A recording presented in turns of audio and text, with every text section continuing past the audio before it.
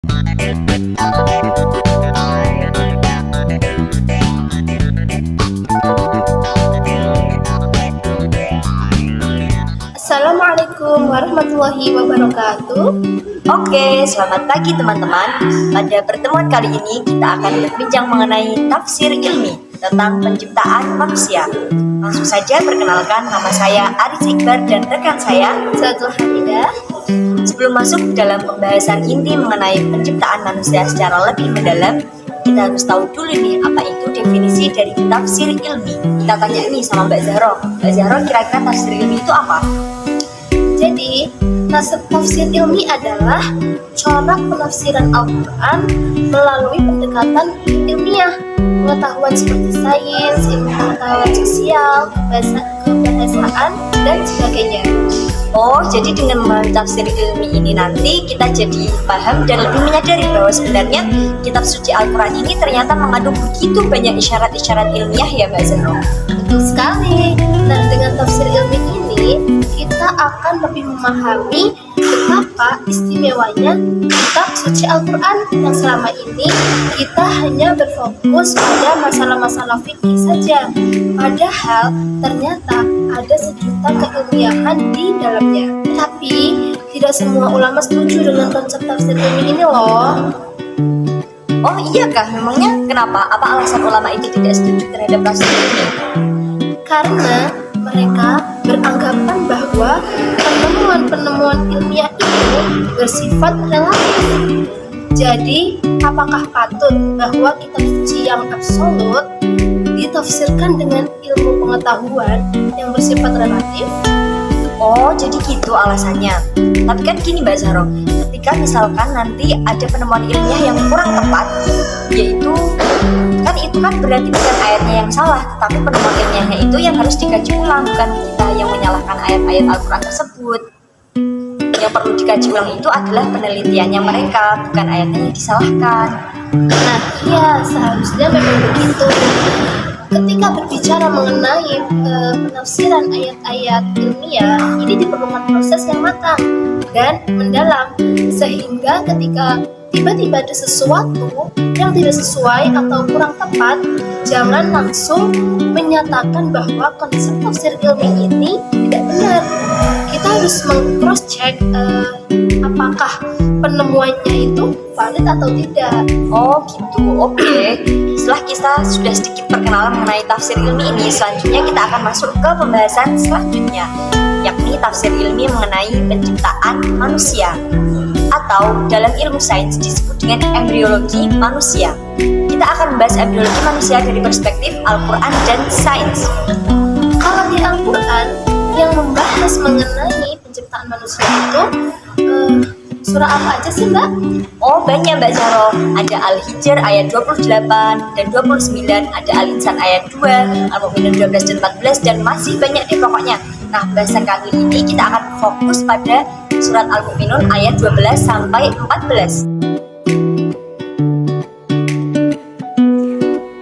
Jadi gini bunyinya teman-teman. A'udzubillahi minasyaitonirrajim.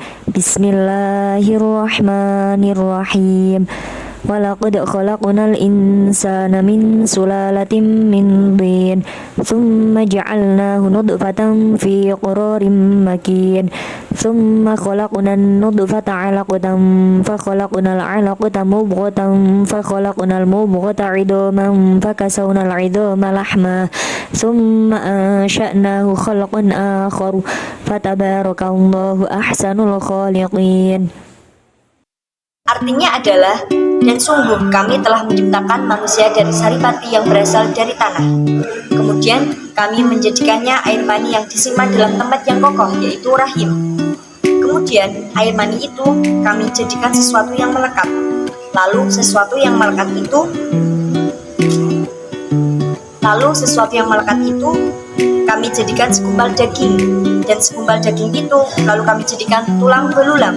Lalu tulang belulang itu kami bungkus dengan daging. Kemudian kami menjadikannya makhluk yang berbentuk lain. Nah, suci Allah pencipta yang paling baik. Nah, ayat 12 sampai 14 ini nanti akan ditafsirkan menggunakan tafsir Quraisy Shihab, yaitu tafsir Al-Misbah. Mari kita dengar penjelasan mengenai profil Quraisy Shihab dan sistematika profil Al-Misbah yang akan dijelaskan oleh Mbak Zahro. Sebelum kita memasuki penafsirannya, alangkah baiknya kita berkenalan dengan mufasir terlebih dahulu.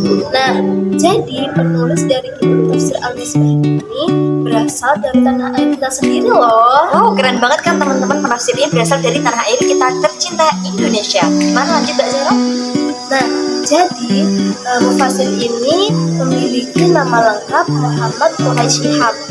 Nah, mufasir ini memiliki keturunan dari Arab. Beliau lahir di Kota Salo, Lampang, Sulawesi Selatan pada tanggal 16 Februari 1944. Nah, setelah berkenalan dengan penulisnya, kita juga akan memberitahukan sedikit mengenai profil dari kitab Al-Misbah ini.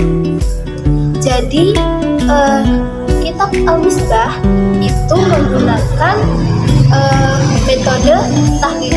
Mengapa sih harus menggunakan metode tahlili gitu kan? Oh, jadi kalau pakai metode tahlil itu kayaknya lengkap banget ya penafsirannya Quraisy Shihab ini. Iya, karena dalam metode tahlili, tafsir Al-Quran ini menggunakan pendekatan analisis untuk memahami makna ayat-ayatnya. Nah, karakteristik metode tahlili ini yang pertama, analisis ya, menggunakan analisis yang mendalam untuk memahami makna dari ayatnya. Kemudian yang kedua, kontekstual. Nah, setelah itu tafsir Al-Misbah ini juga komprehensif. Oh, menyeluruh gitu ya, membahas semua bab itu ada di situ gitu. Ya, dan juga rasional, menggunakan nalar dan pengetahuan untuk memahami makna ayatnya. Kemudian yang terakhir, yang pastinya tafsir Al-Misbah ini juga memberikan edukatif. Nah, kelebihan dari metode tahlili ini, yang pertama, memperdalam pemahaman tentang makna ayat. Yang kedua, mengembangkan kemampuan analisis dan kritis. Kemudian yang ketiga, meningkatkan kesadaran akan konteks sejarah dan budaya. Nah, yang terakhir, memudahkan aplikasi ayat dalam kehidupan sehari-hari. Keren banget sih Al-Misbah ini. Terus lanjut lagi Mbak Zahro, ada apa lagi di dalam tafsir Al-Misbah ini? Nah, jadi penafsiran Al-Misbah ini menggunakan pendekatan analisis, memecahkan ayat menjadi bagian-bagian kecil untuk memahami makna yang lebih mendalam. Kemudian mengglobal, memahami ayat dalam konteks yang lebih luas, termasuk konteks sejarah, budaya, dan juga sosial. Kemudian komprehensif, menggabungkan berbagai pendekatan untuk memahami makna ayat yang lebih lengkap lagi. Nah, itu tadi teman-teman penjelasan dari sistematika tafsir Al-Misbah. Selanjutnya, aku dan Mbak Zahro akan membahas mengenai penafsiran Al-Mu'minun ayat 12-14 perspektif Quraisy Shihab. Nah, di dalam kitab Al-Misbah ini dijelaskan bahwa pada mulanya manusia itu berasal dari saripati tanah. Kemudian saripati tanah tersebut akan diolah melalui proses pencernaan Mbak Zahro. Nah, kemudian setelah diolah melalui proses pencernaan itu nanti akan menjadi nutfah. Nutfah itu pencampuran antara air mani laki-laki dan sel telur perempuan. Kemudian setelah nutfah itu nanti akan disimpan di dalam rahim yang kokoh. Kemudian dari tahap nutfah itu nanti akan berubah menjadi tahap alaqah Mbak Zahro. Nah, Mbak Zahro tahu nggak alaqah itu apa? Alaqah seperti asing ya kata-katanya. Oh, nah Mbak Zahro belum tahu nih teman-teman, alaqah itu adalah segumpal darah. Biasanya kalau di tafsir-tafsir lain itu ditafsirkannya adalah segumpal darah. Tapi karena Quraisy Shihab ini bercorak tafsir ilmi, di dalam Al-Misbah ini dimaknai sebagai sesuatu yang menempel. Nah, sesuatu yang menempel itu nanti kalau dalam perspektif sains adalah implantasi. Nah, itu nanti dulu ya. Jadi setelah alaqah itu nanti akan berubah menjadi mudghah. Mudghah itu adalah segumpal darah. Kemudian dari segumpal darah itu nanti akan berubah menjadi tulang belulang. Nah, setelah menjadi tulang belulang itu akan dibungkus dengan daging. Setelah beberapa hal tersebut akan menjadi makhluk yang berbentuk lain. Maksudnya makhluk berbentuk lain itu berarti sudah menjadi janin. Yang janin itu kemudian sempurna dan sudah siap dilahirkan. Ya, kurang lebih begitu Mbak Zahro. Maksudnya makhluk yang berbentuk lain itu adalah nanti Allah akan meniupkan roh ke dalamnya gitu. Jadi sudah menjadi janin yang siap dilahirkan. Lalu apakah perspektif sains juga demikian sih? Oke, jadi kita akan menjelaskan embriologi manusia dalam perspektif sains. Kalau dalam sains itu, tahapan-tahapan nutfah dan lain sebagainya tadi disebut dengan apa Mbak Zahro? Disebut dengan trimester ya Mbak? Dan kemudian nanti dalam embriologi manusia ini dibagi menjadi 3 trimester. Enggak sih? Betul banget Mbak Zahro. Jadi nanti di dalam embriologi manusia perspektif sains ini akan dibagi menjadi 3 trimester. Trimester pertama yaitu 1 sampai 12 minggu, trimester kedua 13 sampai 26 minggu, dan trimester ketiga adalah 27 sampai 40 minggu. Tahap-tahap nutfah, alaqah, mudghah, tulang belulang dibungkus daging tadi masuk pada trimester pertama. Nutfah ini kalau dalam sains berarti hasil dari proses fertilisasi atau pembuahan, yaitu tercampurnya tadi Mbak Zahro sperma dan ovum. Nah, ovum itu apa Mbak Zahro? Ovum itu sel telur wanita bukan sih? Ya, betul, sel telur. Ovum adalah sel telur wanita, sedangkan sperma adalah air mani dari laki-laki. Nah, nanti ketika jutaan sperma masuk ke dalam organ reproduksi wanita, yang akan berhasil menembus ovum hanyalah 1 sperma saja Mbak Zahro. Setelah 1 sperma masuk nanti, dinding ovum akan mengalami penebalan 2 tameng, sehingga sperma yang lain itu tidak dapat masuk ke dalam ovum tersebut Mbak Zahro. Proses ini nanti akan menghasilkan zigot. Lalu bagaimana jika ternyata ada sperma lain yang berhasil masuk juga? Nah, nanti teman-teman, ketika ada 2 atau lebih sperma yang berhasil masuk ke dalam ovum, maka biasanya akan terjadi kelainan kromosom teman-teman. Kelainan kromosom itu nanti akan menjadikan cacat pada bayi. Nah, kalau tidak menyebabkan cacat pada bayi itu bahkan bisa menyebabkan keguguran Mbak Zahro. Oh, seperti itu. Lanjut. Jadi setelah menjadi zigot? Jadi nanti setelah menjadi zigot, maka kemudian zigot ini akan terus membelah Mbak Zahro, menjadi 2, 4 dan seterusnya sampai 16 sel pembelahan, dan nantinya akan menjadi blastula. Oh, iya. Blastula ini mempunyai 2 bagian teman-teman. Jadi yang pertama trophoblast yaitu lapisan luar, dan inner cell mass yaitu bagian dalam. Ya, betul sekali.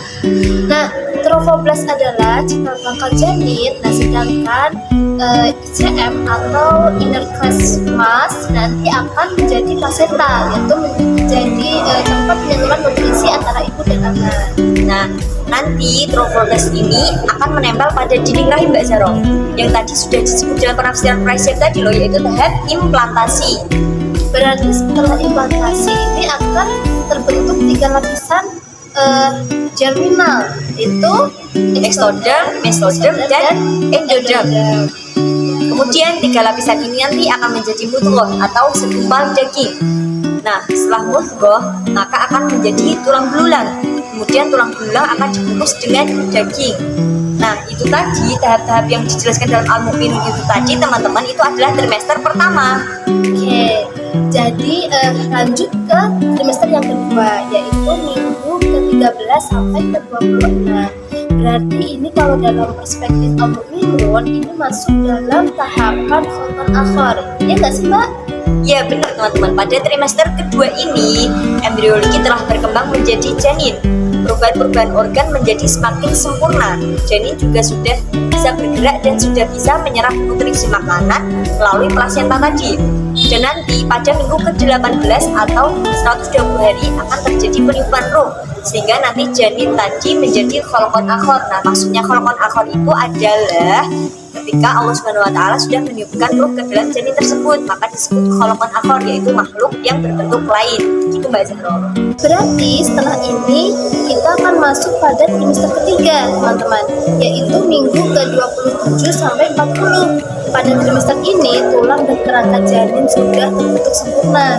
Janin sudah mulai membuka mata dan dapat merasakan pancaran cahaya dari luar perut ibunya. Nah, pada minggu ke-34 sampai 36, janin mulai mempersiapkan atau memposisikan diri untuk proses persalinan. Hingga pada minggu ke-40, proses persalinan pun terjadi. Jadi gitu teman-teman, indah kan proses embriologi manusia dalam perspektif Al-Quran dan sains. Ternyata menarik sekali ya kan teman-teman, ketika kita dapat memahami ayat-ayat Allah dengan mengintegrasikan pengetahuan ilmiah. Ya, semoga dengan adanya tafsir ilmi ini akan menjadikan kita semua semakin takjub dan beriman kepada Allah Subhanahu wa taala atas segala kuasa yang Allah miliki. Demikian pemaparan podcast kami kali ini. Kurang lebihnya mohon maaf, semoga bermanfaat. Wassalamualaikum warahmatullahi wabarakatuh.